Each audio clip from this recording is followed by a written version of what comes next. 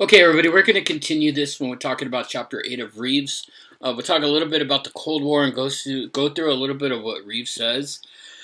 Coming out of World War II, our gross national product climbed from 213 million to 284 billion. Check that, 213 billion to 284 billion. And our income rose from 181 billion to 241 billion. So we started to see housing development spring up in the suburbs and kind of creating what we know as the suburbs today, right? Providing single-family dwellings at affordable prices.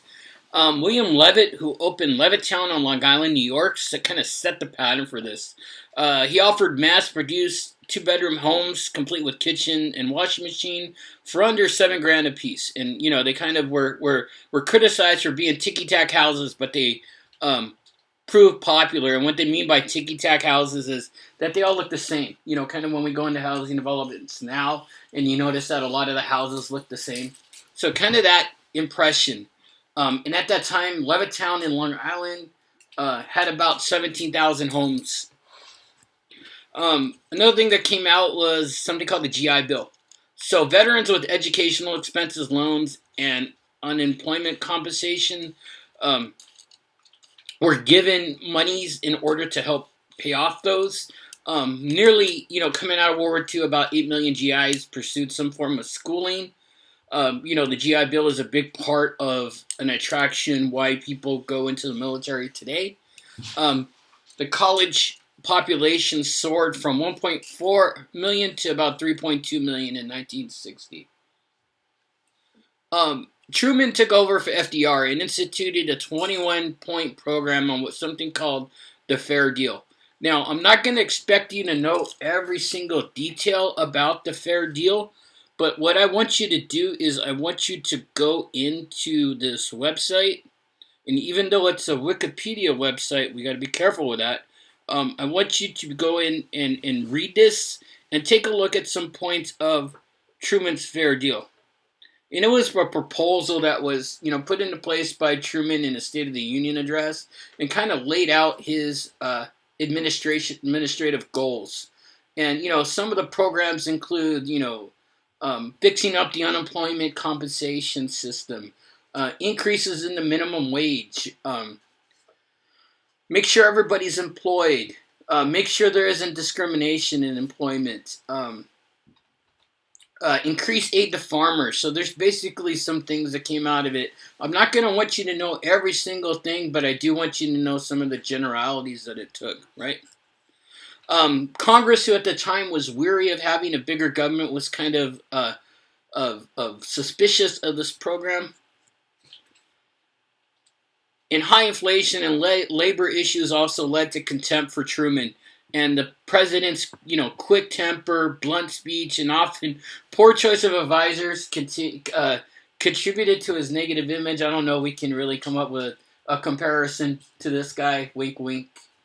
Let's think of a president who has a quick temper, who says what is on his mind, has, chosen poor advisors. You take it from there. Truman was also an advocate of civil rights, and he advocated the most ambitious civil rights programs ever.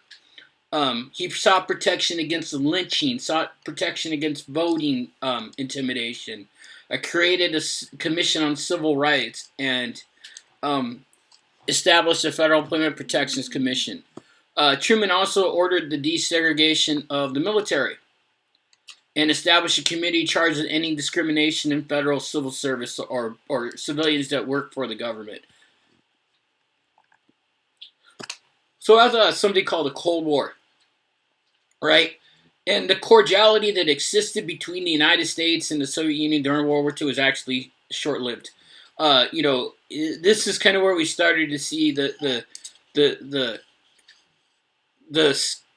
United States, trying to protect what we are going to call containment, or kind of trying to prevent the spread of communism. Soviet leaders had contended that America had just tried to subvert the Bolshevik Revolution in 1918, and there was, kind of a hurt feelings in that time.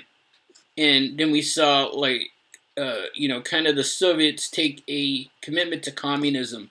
They actually installed communist governments in Eastern Europe, in Poland, Hungary, Romania, and Bulgaria. Actually, Winston Churchill, in a speech in Missouri in 1946, said that from setting in the Baltic to the tree sticks in the Adriatic, an Iron Curtain has descended across the European continent. Right? And that's where we get the term Iron Curtain from, or the divide between democratic Europe and communist Europe. Right? Kind of that imaginary curtain that rose. We also saw the Truman Doctrine come out, and during a joint session of Congress, Truman asked for about $400 million in military economic assistance for Greece and Turkey, and kind of established a doctrine of the United States which would kind of guide the United States foreign policy through the rest of that decade into the next 4 decades that we saw. At that time, the U.S. believed that the Soviet Union had supported Greek war communist efforts, and worried that if the communists prevailed in the Greek Civil War, the Soviets would ultimately influence Greek policy and turning them to a communist country. And then again, when we talk about kind of the spreading of communism, there's something called the domino theory that is existed in politics, where during that time they thought if one area fell to communism, all the subsequent countries around it would fall to communism. Truman argued that a communist victory in the Greek Civil War would endanger the political stability of Turkey, and then that would undermine the political stability of the Middle East. And in the words of the Truman Doctrine, it became the policy of the United States to support free people who are resisting attempted subjugation by armed minorities or by outside pressures. So basically what he believed was it was the United States' responsibility to ensure that free countries don't fall to communism.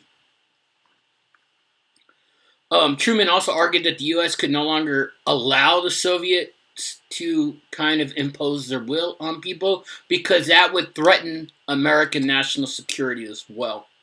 And anywhere a pro-American government found themselves under communist attack, the United States felt obligated to come and to rescue them. And we've talked a little bit about this, about the United States being the world police, and this is kind of where, it really started to play out. We also had the National Security Act of 1947, which established this kind of an act to promote the national security by providing a Secretary of Defense, a national military establishment, establishing the Department of Army, Department of Navy, and Department of the Air Force. We also had something called the Marshall Plan, which was promulgated by Secretary of State George C. Marshall, which gave a program by which the United States gave large amounts of economic aid to European countries to help them rebuild after the devastation of World War II. Now, when we talk about the Cold War and, kind of the anti-communists dominated much of the activity in Washington, there was an executive order that created a new loyalty security program for the executive branch designed to weed out communists. Politicians on both sides were eager to ward off charges that they were soft on the Reds or soft on the communists. Inside the Reeves book, there are stories about Alger Hiss and the Rosenbergs. When you get a chance, read up a little bit about that, because those are two interesting things that came out of kind of the attack on people being accused of being disloyal to the United States. The Marshall Plan was successful because it sparked kind of an economic recovery in Europe during this time. However, the Soviets were kind of wary about the Marshall Plan because they thought it was an attempt to kind of interfere in international affairs. This also established the CIA, right? The council's function was to advise the president on domestic, foreign, and military policies and to assure cooperation between various military and intelligence agencies, and it was also a way to weed out people who were considered to be communist sympathizers. Now, one of the things that this led into was the Korean War, which lasted between 1950 and 1953. It began when North Korean communists crossed the 38th parallel and invaded free South Korea. Kim Il-sung's North Korean army, supported by the Soviets, quickly overran South Korea, and the United States came to South Korea's aid. We never declared war. There was never a declaration of war passed by Congress, and this was very much considered what was called a police action. The United States was actually surprised that the North Koreans invaded. It wasn't, just a border dispute. Many feared that it was the first step in communists taking over the world. So we have this traditional good versus evil framework here. President Truman did say if we let Korea down, the Soviets would keep right on going to swallow up one after the other, and all that kind of domino theory that we talked about. Good versus evil, East versus West. General MacArthur, the commander in charge, had decided on a new set of war aims. It was a war to liberate the North from communists. After more than 2 years of negotiations, an armistice was signed in July 27th, 1953. A treaty was signed. The agreement allowed POWs to stay where they liked. It drew a new boundary near the 38th parallel that gave South Korea an extra 1,500 square miles, and then established a 2-mile-wide demilitarized zone that still exists today, and that's where Trump and Kim Jong-un met sometime last year in that demilitarized zone. About 40,000 Americans died in action in Korea. More than 100,000 were wounded. A total of 3 years, 1 month, and 2 days. One of the more popular TV shows of all time is called MASH.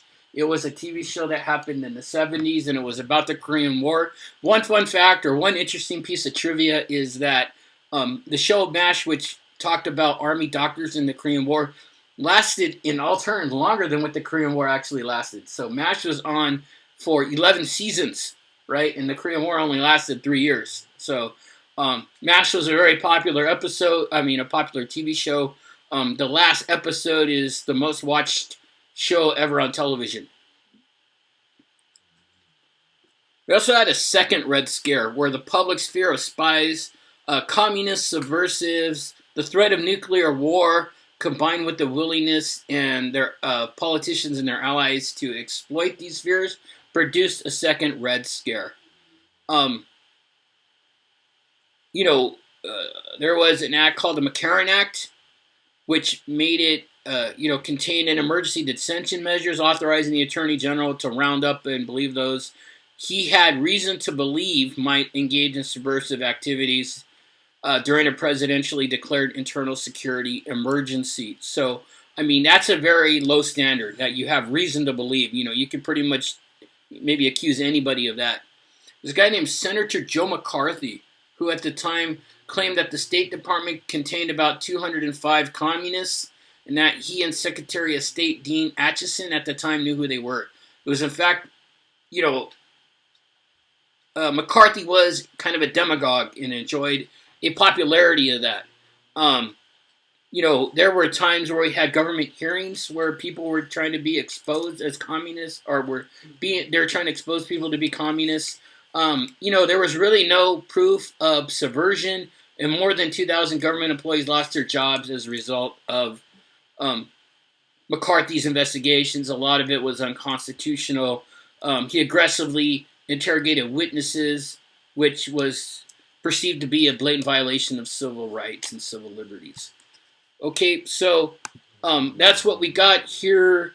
We will continue when we go into talking about communism a little bit more, talking about JFK, and then kind of the movement into